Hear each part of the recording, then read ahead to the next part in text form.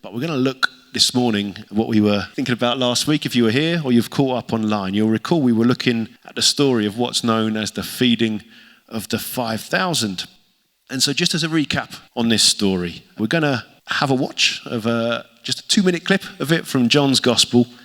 As with last week, there'll be some bits we'll pick out of the story that might otherwise have perhaps passed us by over the years in this familiar story. So have a look at this and see what you notice. Sometime after this, Jesus crossed to the far shore of the Sea of Galilee, that is the Sea of Tiberias. And a great crowd of people followed him, because they saw the signs he had performed by healing those who were ill.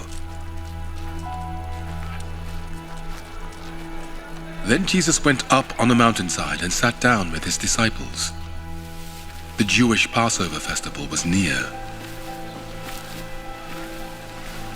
When Jesus looked up and saw a great crowd coming towards him, he said to Philip, "Where shall we buy bread for these people to eat?"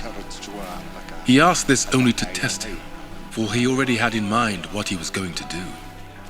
Philip answered him, "It would take more than half a year's wages to buy enough bread for each one to have a bite." Another of his disciples, Andrew, Simon Peter's brother, spoke up, "Here is a boy with 5 small barley loaves and 2 small fish. But how far will they go among so many?" Jesus said, "Make the people sit down." There was plenty of grass in that place, and they sat down. About 5,000 men were there.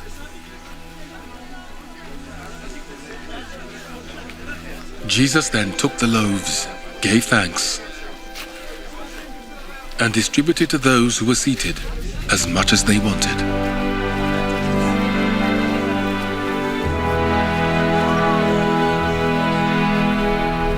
He did the same with the fish. When they had all had enough to eat, he said to his disciples, "Gather the pieces that are left over, let nothing be wasted." So they gathered them and filled 12 baskets with the pieces of the 5 barley loaves left over by those who had eaten. Don't know what nuggets perhaps stood out for you from that one. Do come and share with me at the end if there's things that you've noticed that we haven't covered either last week or this week, because that might become next week's talk. You never know. So see what inspires you in this story. I think for me, though, it's interesting. Jesus is offered this boys' picnic to see how that might be able to feed the crowds. As we saw last week, it was 5 loaves made from barley, which was the cheapest kind of bread, and then 2 small fish, that the word in the original means kind of tiddlers, really. And again, as we said last week, it's perhaps indicative of the kind of people and the low level of income that many of Jesus' followers had. But this boy with the bread and the fish is offering. It's often rightly pointed out in this story that his willingness to share with Jesus what he'd got is important. It really wasn't much, but in Jesus' eyes, it was enough. It was sufficient for Jesus to use in what turned out to be a pretty mighty way. And we could say that that's a good lesson for us, that God can take whatever we offer him, even if it feels pretty insignificant to us. God can use it and do more with our offering to him than we might possibly imagine he could. And yet today, what I want to look at really is, aside from this boy, there are other players in this story who it's worth considering. In particular, one of Jesus' disciples, Andrew. I think he plays probably an underrated part in this whole episode.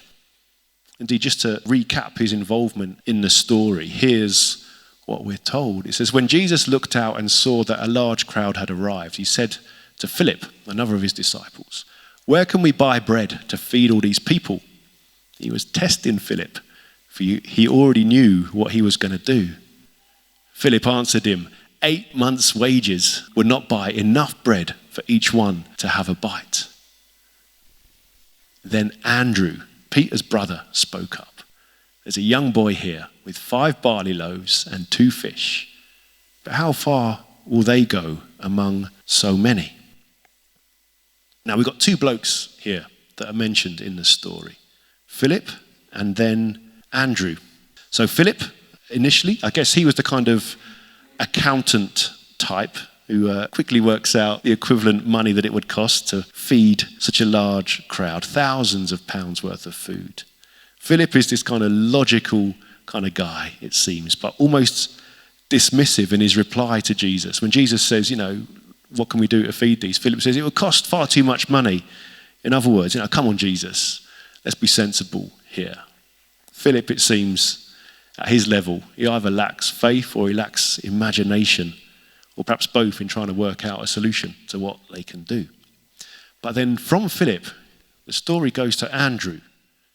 And whilst he's just as aware as Philip is of the number of people who need feeding, it seems he still looks around for an answer to their problem.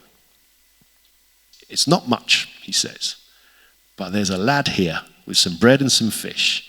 I don't suppose that's any good, but what do you reckon, Jesus?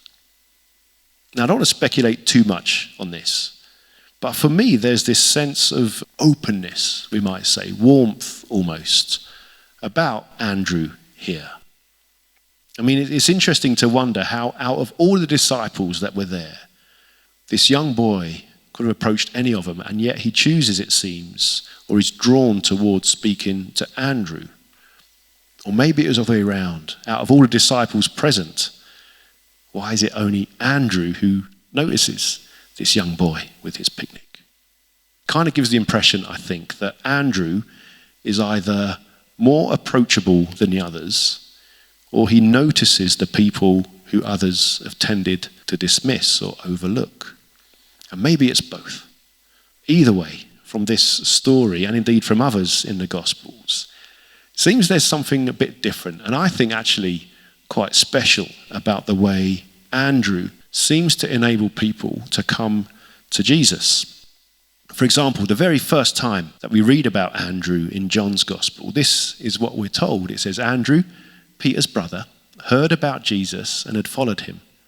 The first thing Andrew did was to find his brother Peter and tell him, we found the Messiah, and he brought him to Jesus. So Andrew hears about Jesus, follows him, and then brings his big brother Peter to Jesus as well. And then there's another story in John's Gospel concerning Andrew when some Greek folks ask to see Jesus, and again Andrew is seen as being instrumental in introducing these fellas to Jesus. So 3 times, if you like, Andrew is mentioned in John's Gospel, and on each occasion he's responsible for bringing someone to meet Jesus, his brother Peter, the boy with these loaves and fish, and then these Greek geezers as well. I think we get a little insight here into the kind of character Andrew is. Clearly someone who people feel comfortable with, but he's also someone who uses that approachability to then take people to meet Jesus. And if you look at his face, I like the casting of Andrew in this story here. He has this ability, it seems, to help people feel at ease and then gently introduce them to the person of Jesus. That's quite a gift, and yet it's not always a gift perhaps we champion enough. Indeed, you may have noticed in the Bible that Andrew is always introduced as, or we might say defined as, the brother of Peter. It's always Peter and Andrew. Peter's the sort of senior disciple of Jesus, if you like. And so in many ways, it's not surprising if Andrew is often seen or maybe feels like he's in his brother's shadow. But I wonder, perhaps this understated backseat role in life actually made Andrew all the more sensitive in picking up those who were also quiet or unassuming, such as this little boy with his packed lunch who everyone else has overlooked. And yet if Andrew hadn't brought this boy to Jesus, there wouldn't have been a miracle. Indeed, as with elsewhere, God seems to use Andrew time and again in what turned out to be hugely significant ways. And so for us, in this, thinking about Andrew, perhaps he's someone you can identify with today. Over the years, maybe you feel you've lived your life perhaps in the shadow of more outgoing people. Maybe there's something in you which is intrinsically shy. Maybe sometimes that's knocked your confidence somewhat.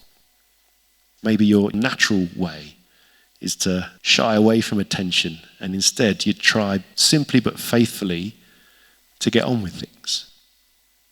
Maybe, like Andrew, you find yourself noticing people watching a bit in a good way. You notice social dynamics that other folks might tend to miss. And yet actually, maybe you're the kind of person who others feel comfortable with and who they tend to open up about stuff with you on their life. I think if any of those kind of things resonate with how you see yourself perhaps this morning, then take heart, because Andrew shows us, and Jesus shows us through Andrew, that no matter how insignificant we might sometimes feel, Jesus sees us. Jesus sees you. Jesus knows you, and he loves you. And he is more than able to bring forward great things from the quiet, but no doubt sensitive way in which you handle yourself. So even when we don't feel like we really know what we're doing or the difference that we're making in life, I'd say we do well to take our lead from this guy. Do our best to bring what we see, what we notice, who we notice, bring them to Jesus. Because as we invite and allow Jesus to build on what we can bring to him, I'm pretty sure we won't be disappointed with what Jesus does with that offering through us.